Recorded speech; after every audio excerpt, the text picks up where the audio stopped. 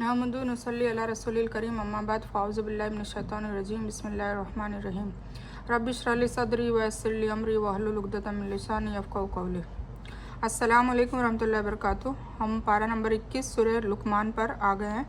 हम स्टार्ट करते हैं। औज़ु बिल्लाहि मिनश शैतानिर रजीम बिस्मिल्लाहिर रहमानिर रहीम। सूरह लुक़मान मक्का में नाजिल हुई। इसमें 34 आयतें और 4 रुकू है। अल्लाह के नाम से शुरू करता हूँ जो बड़ा मेहरबान निहायत रहम करने वाला है। अलिफ लाम मीम। यह हिकमत वाली किताब की आयतें हैं जो परहेजगारों के लिए हिदायत और रहमत है ना, तकवे वालों के लिए हिदायत और रहमत है। जो लोग पाबंदी से नमाज पढ़ते हैं, जो ज़कात देते हैं और आखिरत पर पूरा यकीन करते हैं, यही लोग हैं जो अपने रब की तरफ से हिदायत पर है और यही लोग नजात हासिल करने वाले हैं। और कुछ लोग ऐसे भी हैं जो लग़्व बातों को मोल देते हैं, मतलब फालतू की बातों में टाइम ज़ाया करते हैं और जिहालत के साथ लोगों को अल्लाह के रास्ते से भटकाएं और उसे मजाक बनाएं। यही वे लोग हैं जिनके लिए अपमानित जलील करने वाला अजाब है। इन सभी चीज़ों से निश्चित रूप से इंसान अल्लाह के रास्ते से भटक जाता है और दीन को मजाक और हंसी का निशाना भी बनाते हैं। और जो लोग नमाज पढ़ते हैं, ज़कात देते हैं, आखिरत पर ईमान रखते हैं, ये तीनों बहुत अहम है, इसलिए इनका खास तौर से बयान किया गया है। वरना नेक, सदाचारी और अल्लाह से डरने वाले सभी अनिवार्य आदेश और सुन्नत बल्कि नेक काम तक लगातार मजबूती से पूरा करते हैं। और जब उसके सामने हमारी आयतों का पाठ किया जाता है तो घमंड के साथ इस तरह मुंह फिर लेता है जैसे कि उसने सुना ही नहीं। जैसा कि उसके दोनों कानों में डांट है, आप उसे कठिन अजाब की खबर दे दीजिए। बेशक जिन लोगों ने ईमान कबूल कर लिया और काम भी नेक करते हैं, सुन्नतों के अनुसार करते हैं, उनके लिए सुखों वाली जन्नत है जहाँ वे हमेशा रहेंगे। अल्लाह का सच्चा वादा है, वह बड़ा गलबे वाला और पूरा हिकमत वाला है। उसी ने आकाशों को बिना खंभे के बनाया, तुम उन्हें देख रहे हो, और उसने धरती पर पहाड़ों को डाल दिया ताकि वे तुम्हें जुम्बिश न कर सके, कंपित न कर सके, है ना। धरती अपनी धरा पर चल रही है तो वो भी हिलती है। अगर पहाड़ नहीं होते मजबूती से, इतने बड़े बड़े पहाड़, तो वो स्थायी नहीं हो पाती। और हर तरह के जानदार धरती में फैला दिए, और उसने आकाश से बारिश करके धरती से हर तरह के सुंदर जोड़े उपजा दिए। यह है अल्लाह की मखलूक। अब तुम मुझे इसके सिवाय दूसरे किसी कोई की सृष्टि तो दिखाओ, है ना। अगर कोई और माबूद है तो उसकी सृष्टि दिखाओ, उसका संसार दिखाओ। ये जालिम खुली गुमराही में। यह उस इंसान की हालत है जो ऊपर बयान किए गए खेलकूद के साधनों में मगन रहता है। वह कुरान की आयतों और अल्लाह के रसूल की बातों को सुनकर बहरा बन जाता है ना। अगर उसका इनकार करना, उसको न मानना, वो बहरा बनने के बराबर है, जबकि वह बहरा नहीं होता। इस तरह मुंह फेर लेता है जैसे उसने सुना ही नहीं, क्योंकि उसके सुनने से वह तकलीफ महसूस करता है, इसलिए उसे इससे कोई फ़ायदा नहीं होता है ना। आयतों से उसको तकलीफ होती है सुनने से, क्यों? क्योंकि वो उसके खिलाफ बातें होती है, तो जाहिर सी बात है कोई किसी के खिलाफ बात किसी को भी पसंद नहीं आती सुनने की। और अल्लाह ताला की जो ये किताब है वो हक बयान करती है, इसीलिए उसे इससे कोई फ़ायदा नहीं होता। जॉर्ज यहाँ किस्म के मतलब में है, यानी हर तरह के अनाज और मेवे पैदा कर दिए। इनकी अच्छी सिफत, इनके रंग की खूबसूरती और ज़्यादा फ़ायदे की तरफ इनका इशारा करना है। और हमने बेशक लुकमान को हिकमत दी कि तू अल्लाह ताला का शुक्रिया अदा कर। हर शुक्र करने वाला अपने ही फ़ायदे के लिए शुक्रिया अदा करता है। जो भी नाशुक्री करे वह जान ले कि अल्लाह ताला बेनियाज तारीफ़ वाला है। और जब लुकमान ने नसीहत करते हुए अपने पुत्र से कहा, ए मेरे प्रिय पुत्र, ए मेरे बेटे, अल्लाह ताला के साथ साझीदार न बनाना, है ना, शरीक मत ठहराना। बेशक अल्लाह का साझीदार बनाना बहुत बड़ा जुल्म है। हमने इंसान को उसके माता पिता के बारे में तालीम दी है। उसकी माता ने तकलीफ़ों पर तकलीफ़ उठाकर उसे गर्भ में रखा और उसकी दूध छुड़ाई 2 साल में है कि तू मेरी और अपने माता पिता का शुक्रिया अदा कर और मेरी तरफ लौट कर आना है। हज़रत लुकमान अल्लाह के परहेजगार बंदे थे जिन्हें अल्लाह ताला ने अक्ल और हिकमत और धार्मिक मामले में ऊंचा मुकाम अता किया था। उनसे किसी ने पूछा कि तुम्हें यह इल्म और अक्ल किस तरह हासिल हुआ? उन्होंने फरमाया, सीधे रास्ते पर रहने, ईमानदारी को अपनाने और बेकार बातों से बचने से और खामोश रहने के सबब। यह गुलाम थे। उनके मालिक ने कहा कि बकरी काट कर उसके सबसे अच्छे 2 हिस्से लाओ। आखिर में वह जुबान और दिल निकाल कर ले आए। एक दूसरे मौके पर मालिक ने उनसे कहा कि बकरी काट कर लाओ, उसके सबसे बुरे 2 हिस्से लाओ। वह फिर वही जुबान और दिल लेकर चले गए। पूछने पर उन्होंने बताया कि जुबान और दिल अगर ठीक हो तो यह सबसे बेहतर है, और अगर बिगड़ जाए तो सबसे बुरी चीज़ है। इससे बुरी कोई चीज़ ही नहीं। मतलब इतनी हिकमत वो रखते थे।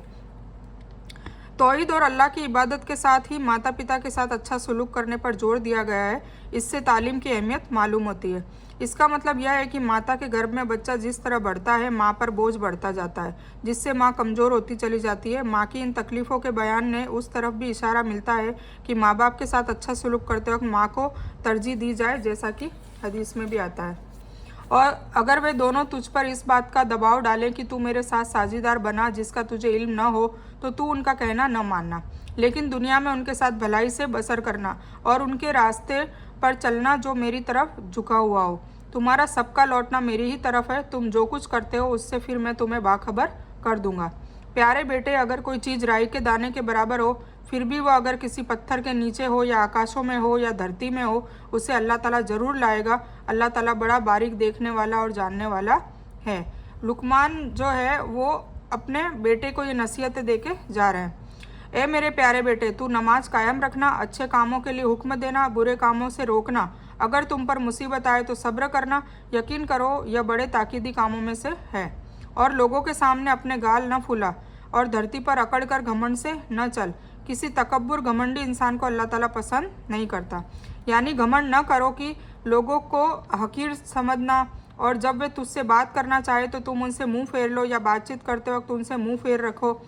शऊर ये एक रोग है जो ऊँट के सिर या गर्दन में होता है, जिससे उसकी गर्दन मुड़ जाती है। यहाँ घमंड के रूप में मुंह फेर लेने के अर्थ का मायना इस्तेमाल हुआ है।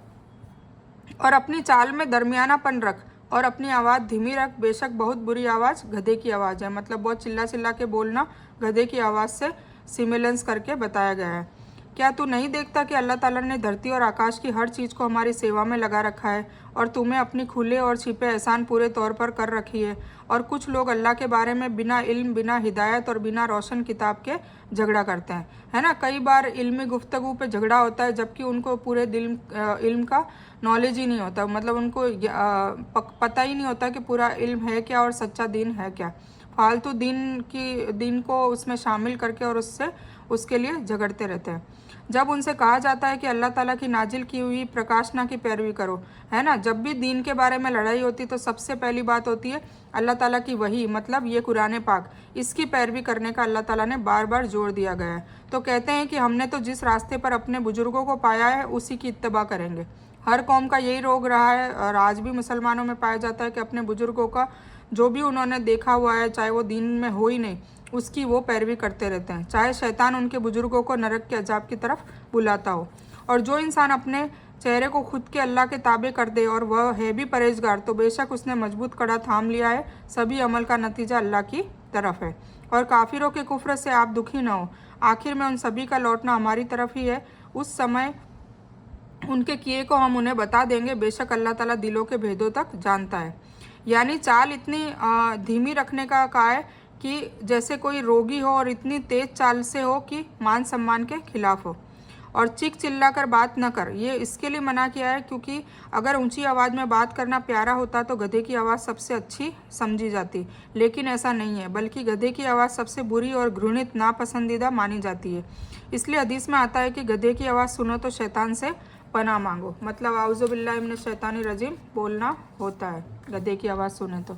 हम उन्हें कुछ ही यूं ही फ़ायदा पहुंचा देते हैं, लेकिन आखिर हम उन्हें बहुत मजबूरी की हालत में सख्त अजाब की तरफ हाँक ले जाएंगे। और अगर आप उनसे पूछें कि आकाश और धरती का पैदा करने वाला कौन है, तो ये ज़रूर जवाब देंगे कि अल्लाह। तो कह दीजिए कि सारी तारीफ़ों के लायक अल्लाह ही है, लेकिन उनमें से ज़्यादातर लोग अनजान हैं। आकाशों में और धरती में जो कुछ है वह सब अल्लाह ही का है। बेशक अल्लाह ताला बड़ा बेनियाज और हमद और तारीफ़ के लायक है। और सारी धरती के पेड़ों की अगर कलमे भी हो जाएं और सारे समुंदरों की स्याही हो जाए और उनके बाद 7 समुंदर दूसरे हो, फिर भी अल्लाह ताला की तारीफ़ ख़त्म नहीं हो सकती। बेशक अल्लाह ताला प्रभावशाली और हिकमत वाला है। तुम सबकी पैदाइश और मरने के बाद जिंदा करना ऐसा ही है जैसे एक जान का, बेशक अल्लाह ताला बेशक अल्लाह ताला सुनने वाला और देखने वाला है। इसमें अल्लाह ताला की तारीफ़, बड़ाई, जलाल, उसके सबसे अच्छे नामों, सबसे अच्छे गुणों और उसके वे कलिमा जो उसकी तारीफ़ से आगाह कराते हैं उनका बयान है। वे इतने हैं कि किसी के लिए उनका घेरना या उनकी जानकारी या उनके असल और हकीकत तक पहुंच पाना मुमकिन नहीं है। अगर कोई इसकी गिनती करना और लिखित तौर में लाना चाहे तो दुनिया के सभी पेड़ के कलम बना लिए जाएं और सारे समुद्र के पानी की स्याही बनाकर लिखना चाहे और वे ख़त्म हो जाए, लेकिन अल्लाह के इल्म और उसकी तख्लीक और सिफत की ज़्यादती और उसकी अजमत और जलाल की मज़ाहिर की गिनती नहीं की जा सकती। 7 समुंदर गुलू के रूप में है, दायरे में लेने का मकसद नहीं है, इसलिए कि अल्लाह की आयतों और कलीमों को सीमित कर लेना मुमकिन ही नहीं है। ठीक है, 7 समुंदर तो एक एग्जाम्पल दिया है, उससे भी कई गुना ज़्यादा बड़ा बताया है। या आप नहीं देखते कि अल्लाह ताला रात को दिन में और दिन को रात में खपा देता है। सूरज और चांद को उसी ने फरमाबरदार बना रखा है कि हर एक मुकर्रर वक्त समय तक चलता रहता है। अल्लाह ताला हर उस अमल को जो तुम करते हो जानता है। यह सब इंतजाम इस सबब के है कि अल्लाह ताला सच है और उसके सिवाय जिन जिन को लोग पुकारते हैं सब झूठे और बातिल है, और बेशक अल्लाह ताला बहुत आला और बहुत बड़ा है। क्या तुम इस पर ख्याल नहीं करते कि पानी में नावें अल्लाह ताला की नेमत से चल रही है, इसलिए कि वह तुम्हें अपने निशान दिखा दे।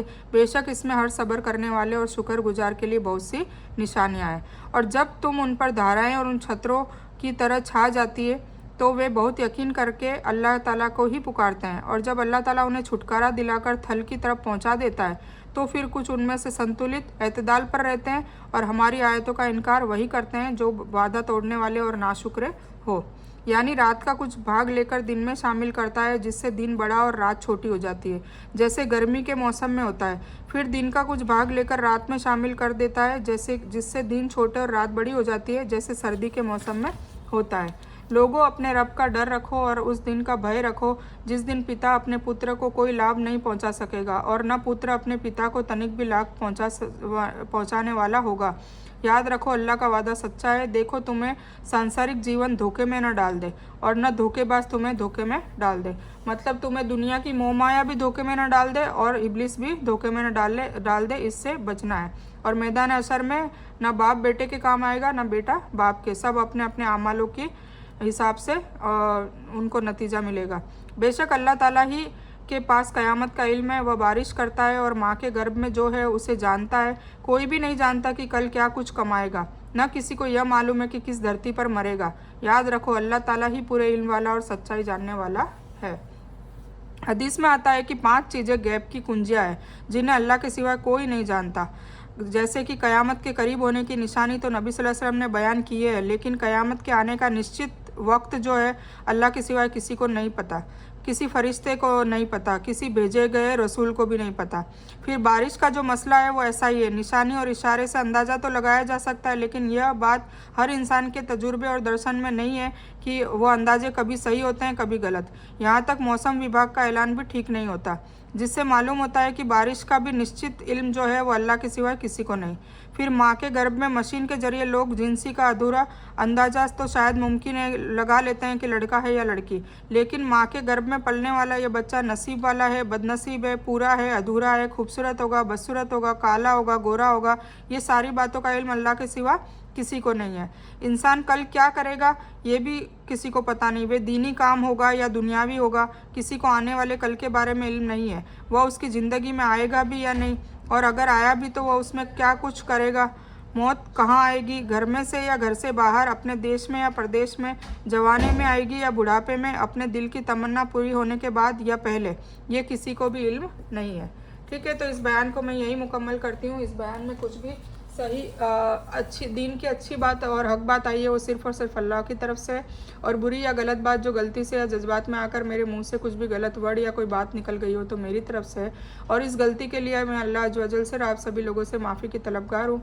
मैं कोई आलिमा नहीं हूँ, सिर्फ तालिब इल्म हूँ, और मेरी कोशिश से आप सभी को सही नफ़े बख्श इल्म पहुँचे और मैं आप लोगों की हिदायत और हिकमत में सदका जारिया बनूँ। बस मेरी यही तमन्ना है। आमीन सुम्मा आमीन या रब्बल आलमीन। रब्बना आतीना मिन लदुनका रहमतन व हय्यि लना मिन अमरिना रशदा। अल्लाहुम्मा सल्लि अला मोहम्मद व अला आलि मोहम्मद कमा सल्लैता अला इब्राहीम व अला आलि इब्राहीम इन्नका हमीदुम मजीद। अल्लाहुम्मा बारिक अला मोहम्मद व अला आलि मोहम्मद कमा बारकता अला इब्राहीम व अला आलि इब्राहीम इन्नका हमीदुम मजीद। व आखिरु दावाना अनिल हम्दुलिल्लाहि रब्बिल आलमीन।